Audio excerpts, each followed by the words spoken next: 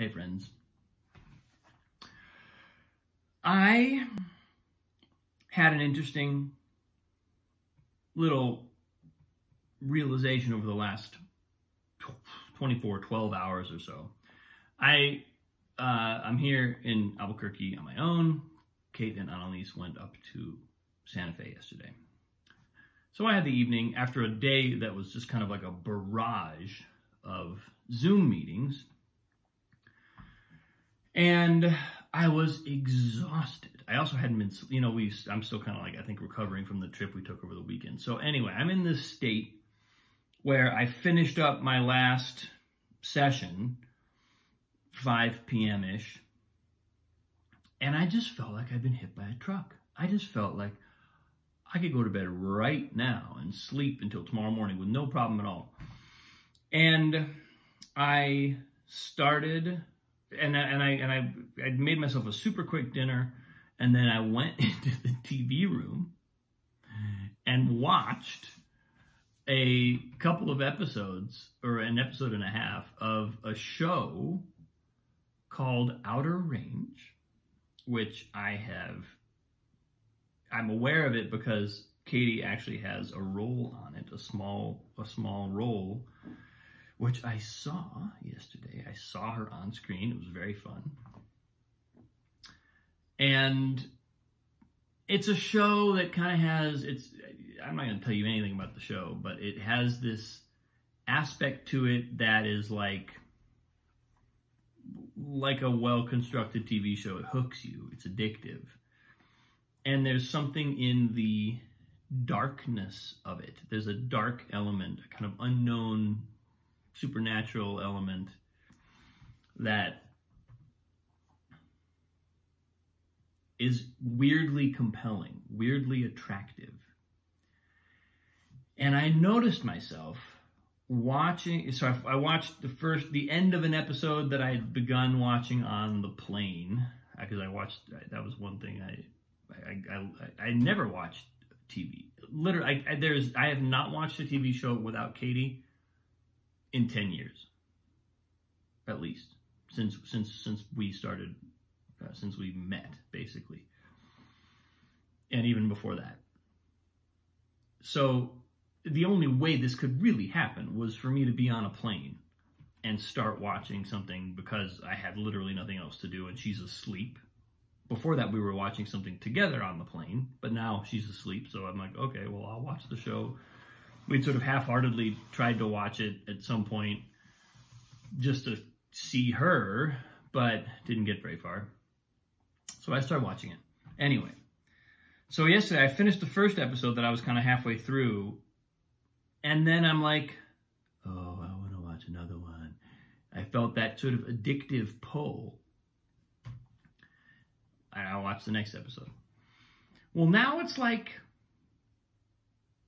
a normal bedtime. It's like the time that I would normally be going to bed for on a night when Katie and Annalise are home, and we actually do have our kind of morning routine, which is very structured and very kind of times. It happens when it happens because, people wake up and we need breakfast and we have a school time, and we're all kind of on the grid, so to speak. So thank God I didn't watch another episode at that point. I went to bed.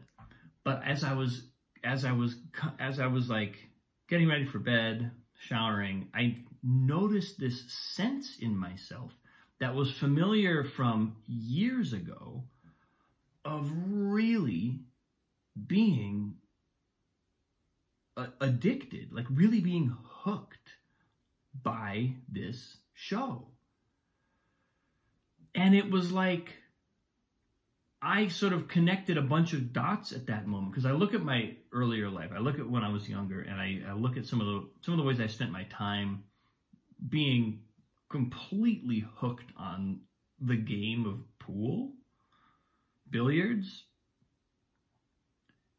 and just somehow, for whatever reason, totally invested, totally like, it was one of the central things in my life.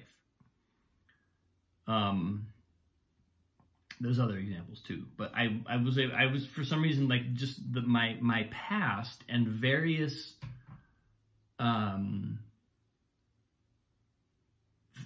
things in my life, various activities or tendencies where I've really felt addicted, really felt hooked by something, kind of came back to me, and I recognized in myself just an incredibly addictive personality.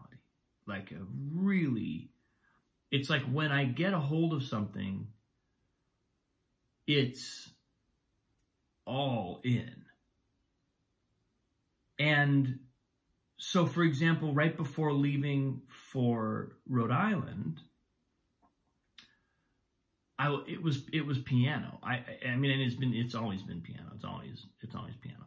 But I was like, I almost didn't want to go to Providence because it would mean that I couldn't play piano for 4 days. Like that wasn't the only factor in the mix, but it was one of the factors in the mix, and it was one that I recognized and sort of was like, am I gonna allow this to determine this choice? Like, you know, how much influence can I really allow this feeling to have? It's not that it's not important to continue practicing on the piano, but how am I weighting this? And why is this element, why does it feel like it has so much sway in the overall picture? And my what kind of showed up last night was a sense that the reason it has so much sway is because this is how I get. I just have an incredibly addictive personality. I don't know what else to call it. It's like when I get into a groove, I really like. I just wanted to watch the rest of that show last night. I just wanted to be there for 4 more hours and watch the end of the show. Watch the rest of the show. So in recognizing this about myself, and in recognizing the kind of like just having a little smattering of past experiences come back to me and recent experiences, I got this sense that it's really important to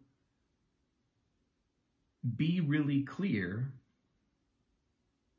about the things that I let myself get addicted to. Because when I look at my past, when I look at my younger life, I see a pattern of being just totally held in thrall by things and activities and people who were not really in alignment with where I wanted to go. But I was just hooked. There's no other, and because of the way I get hooked, I was really hooked. And it took a long time. It took a long time to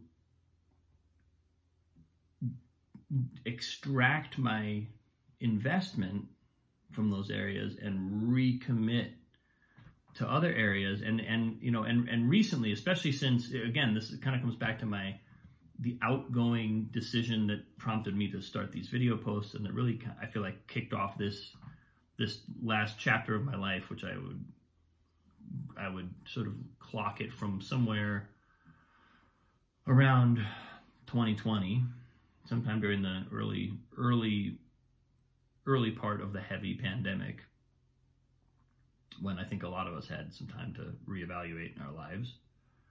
Somewhere in there, I decided, oh, duh, it's spiritual practice, it's meditation, it's that core consciousness. It's being in touch with the essence of life, of myself and my life.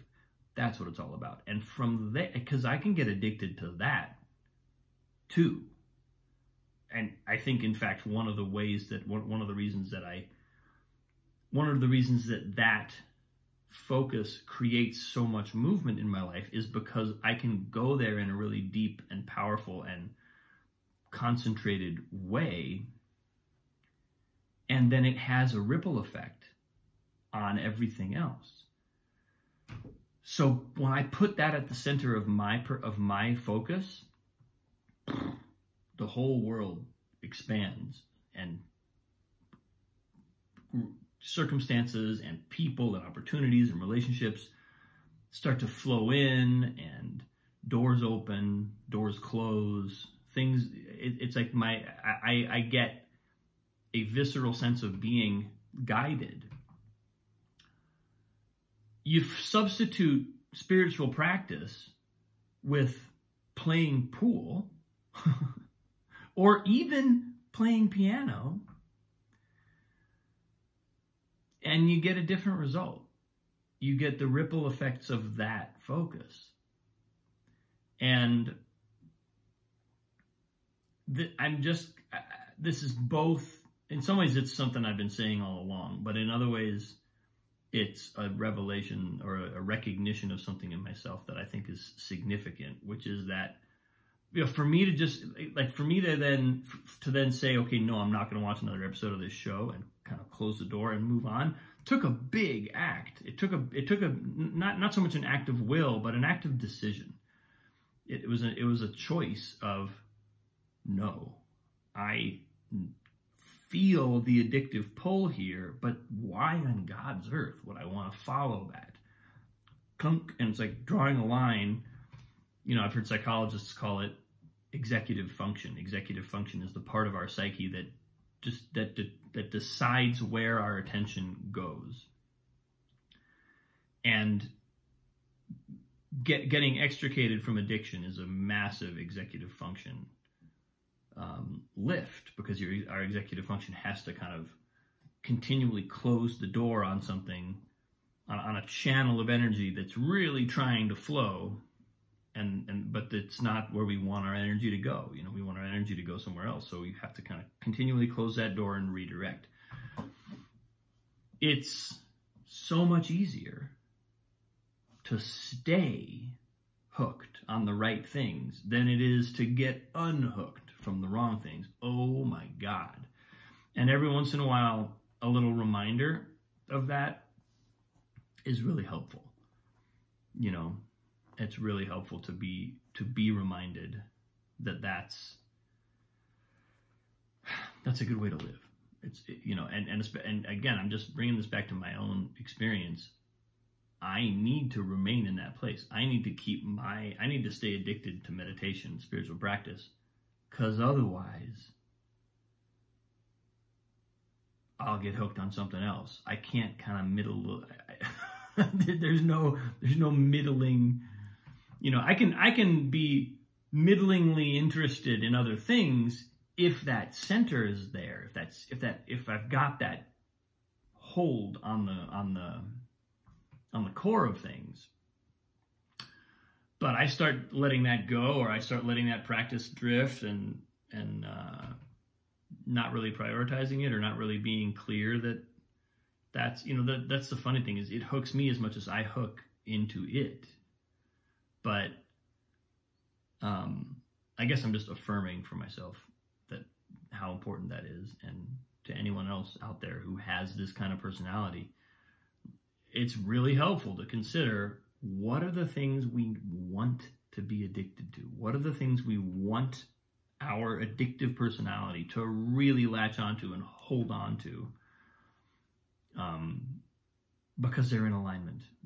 Addiction is very different than alignment. We can be addicted to things that are totally out of alignment, or we can be addicted to things that are really in alignment, with dramatically different results. So it's showing up for me today. Thanks for watching, people.